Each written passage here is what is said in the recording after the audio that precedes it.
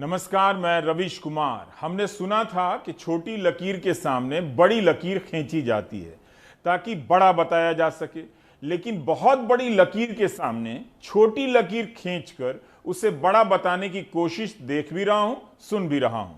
आशय यह है कि भारत में घरेलू बचत घट रही है, फिक्स डिपॉजिट कम करा रहे हैं, लोग तोड़कर गुजारा कर रहे हैं। ये एक बड़ी लकीर है जो बताती है कि हमारे जनजीवन का आर्थिक संकट कितना गहरा और बड़ा है। लेकिन वित्त मंत्री इससे जुड़ी खबरों को ट्वीट नहीं करती हैं, ना वित्त मंत्रालय अपने ट्विटर हैंडल से करता है। जबकि जिस रिपोर्ट के आधार पर यह खबर आई है वो भारतीय रिजर्व बैंक ने तैयार की है। नमूने के लिए बिजनेस स्टैंडर्ड की दो खबरों को यहां पेश करता हूं।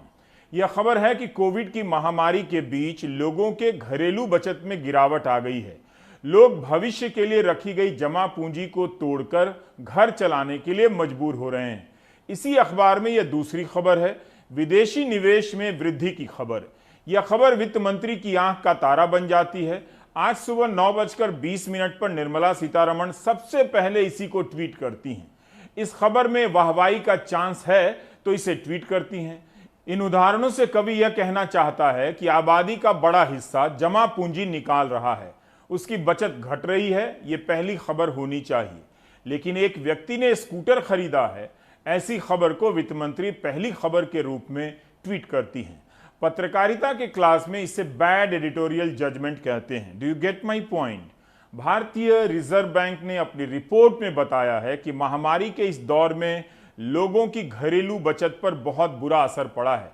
नौकरी जाने और सैलरी कम होने से भविष्य के लिए की गई जमा पूंजी लोग निकाल रहे हैं और उनके खाते में जमा पैसा घट जाने से हाथ में कैश ज्यादा आ गया है, बैंक में नहीं रख रहे हैं क्योंकि है ही नहीं जमा रखने लायक।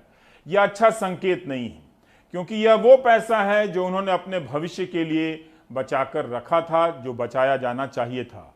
अब चूंकि उनकी कमाई घट गई है, बंद हो गई है, तो फिक्स डिपॉजिट से काम चला रहे हैं।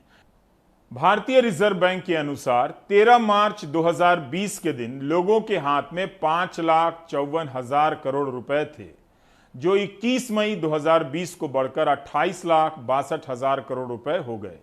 2016-17 में जब नोटबंदी हुई थी तब लोगों के हाथ में 18 लाख करोड़ कैश था, जो अब 28 लाख करोड़ तक हो चुका है। इसका मतलब यह हुआ कि आप बैंक से पैसे निकाल रहे हैं। यह नहीं हुआ कि आपको सैलरी ज्यादा मिल रही है, बोनस मिल रहा है। भारतीय रिजर्व बैंक की यह रिपोर्ट बता रही है कि आपकी आर्थिक हालत कैसी है। महामारी के दौरान 25 राज्यों के 159 जिलों में टर्म डिपॉजिट में कमी आई है। यह फिक्स डिपॉजिट इसी को कहते हैं। 13 जिलों में 2 तिमाही से गिरावट आती जा रही है। अप्रैल जून 2018 से अक्टूबर दिसंबर 2020 की 11 तिमाहियों में ऐसे जिलों की संख्या मात्र 22 से लेकर 53 थी। जनवरी, फरवरी, मार्च 2021 में ऐसे जिलों की संख्या बढ़कर 159 हो गई। डिमांड साइड इकोनॉमिक्स फॉलो करने की जरूरत है। लोगों के हाथ में परचेजिंग पावर देने की जरूरत है, जिससे कि वो खरीद कर पाएं, और जब वो खरीद कर पाएंगे तो हमारा बिजनेस इन्वेस्ट करेगा। हमारा जो इन्वेस्टमेंट रेट है वो गिर गया है, और उसी के चलते हुए अर्थव्यवस्था में ग्रोथ रेट जो जीडीपी का है वो कम हो गया है। जब लोगों की आमदनी कम हो जाएगी तो बचत भी अपने आप कम हो जाएगी। तो इसलिए सबसे ज़्यादा ज़रूरी है कि हम डिमांड क्रिएट करें, उसके लिए लोगों के हाथ में पैसा आए, और जब वो आएगा तो उससे इन्वेस्टमेंट बढ़ेगा, तो इन्वेस्टमेंट बढ़ने से फिर सेविंग भी बढ़ेगा। और जो फॉरेन डायरेक्ट इन्वेस्टमेंट है वो तो कुछ ही क्षेत्रों में आएगा, और वो उसमें कैप्चर करने के लिए आएगा कि वो उनको सेक्टर्स को कैप्चर कर ले।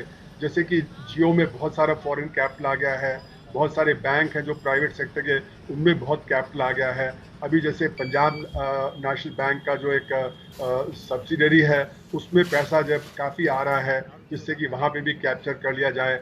उसी तरह एक और बहुत बड़ी हमारी कंपनी है, अभी उसमें भी मतलब ये पता लगा कि 3 बाहर की कंपनियां जो बहुत बड़ा पैसा डाल रही थी, तो अब जब वहाँ पे सेबी ने उनको ऊपर कुछ रोक टोक लगा दिया है, तो एकदम से वो बड़ी कंपनी का भी जब जो शेयर मार्केट में प्राइस गिर गया है। तो इस तरह का स्पेकुलेशन बहुत ज़्यादा चल रहा है। कायदे से किसी भी सरकार को इस पर चिंतित होना चाहिए। पब्लिक में इसे लेकर बहस हो, इसका प्रयास नहीं दिखता है।